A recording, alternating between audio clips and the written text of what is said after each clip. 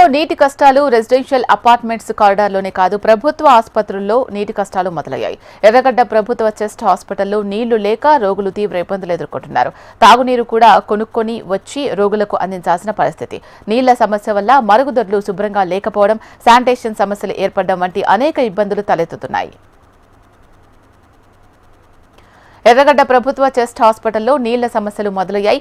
నగరంలో ఉండే ప్రభుత్వ ఆసుపత్రికి మెరుగైన వైద్యం కోసం వివిధ ప్రాంతాల నుంచి రోగులు వస్తూ ఉంటారు.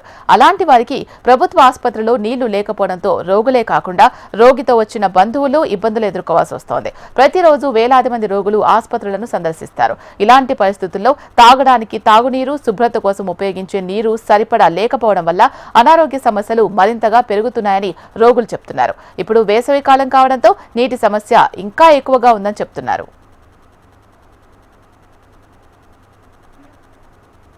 లోపల నైట్ నుంచి లేవు నీళ్ళు. అయితే ఉదయం ఇందాక 9-10 వచ్చినాయట. 11 అయింది వచ్చేసరికల్లా.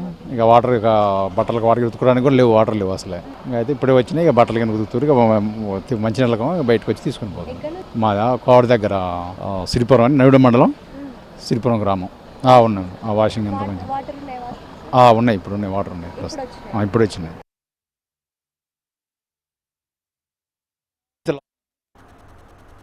ఇక ఎర్రగడ్డ చెస్ట్ ఆసుపత్రిలో రోగులకు తాగునీరును కొనుక్కొచ్చి సప్లై చేస్తున్నారు. ఆసుపత్రిలో ఉన్న వేరు బ్లాకుల నుంచి వచ్చి నీళ్లను తీసుకెళ్తున్నామని అక్కడికి వచ్చిన రోగుల అటెండర్లు చెప్తున్నారు. ఎన్ని ట్యాంకర్లతో నీళ్లను తీసుకొచ్చినా హాస్పిటల్ మెయింటెనెన్స్, సింక్, టాయిలెట్స్ పరిశుభ్రంగా ఉంచేందుకు సరిపోవని చెప్తున్నారు. ఆసుపత్రులలో శుద్ధమైన తాగునీరు అందుబాటులో లేకపోవడంతో డయేరియా, వాంతులు, ఇతర నీటి ద్వారా వచ్చే వ్యాధులు వచ్చే అవకాశం ఉంటుంది. మరుగుదొడ్లు శుభ్రంగా లేకపోవడం వల్ల అంటు వ్యాధులు వ్యాపించే అవకాశాలు పెరుగుతాయి.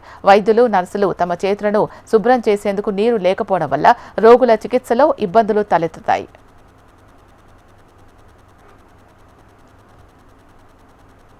ఇక మిగిలిన అవసరాల కోసం ట్యాంకర్లను తెప్పించి వాటర్ సప్లై చేస్తున్నారు. చుట్టూ మల్టీ స్పెషాలిటీ ఆసుపత్రి కన్స్ట్రక్షన్ జరుగుతూ ఉండడంతో చాలా వరకు చెస్ట్ ఆసుపత్రికి సంబంధించిన పైపులన్నీ డ్యామేజ్ అయ్యాయి.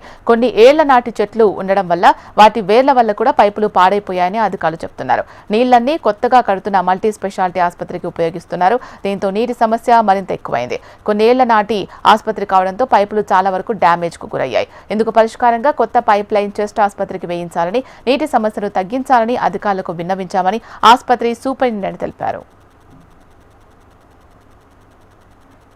ఈ హాస్పిటల్కి సంబంధించి నీటి సమస్యను అధిగమించేందుకు సెపరేట్గా మాకు పైప్ లైన్ కావాలి, ఈ వాటర్ కష్టాలు నుంచి మాకు కొంతవరకు ఉపశమనం కలిగించని అధికారులకు మేము ఎన్నోసార్లు ఫిర్యాదు చేశాము. కానీ ఇంకా అది మొదలైంది కానీ ఇప్పటి వరకు ముగింపు వరకు రాలేదనేది అధికారులు చెప్తున్నారు. ఇప్పటికైనా దీనికి సంబంధించిన సంబంధిత అధికారులు స్పందించి ఈ ఎర్రగడ్డ చెస్ట్ హాస్పిటల్కి సెపరేట్ పైప్ లైన్ వేసి వాటర్ కష్టాల నుంచి రోగులకు కానివ్వండి, రోగులతో పాటు వచ్చిన బంధువులకి కూడా కొంతవరకు ఈ కష్టాలను తప్పించాలని అయితే కోరుతున్నారు అధికారులు. కెమెరామ్యాన్ వీరబాబుతో అలేఖ్య, HM TV, హైదరాబాద్.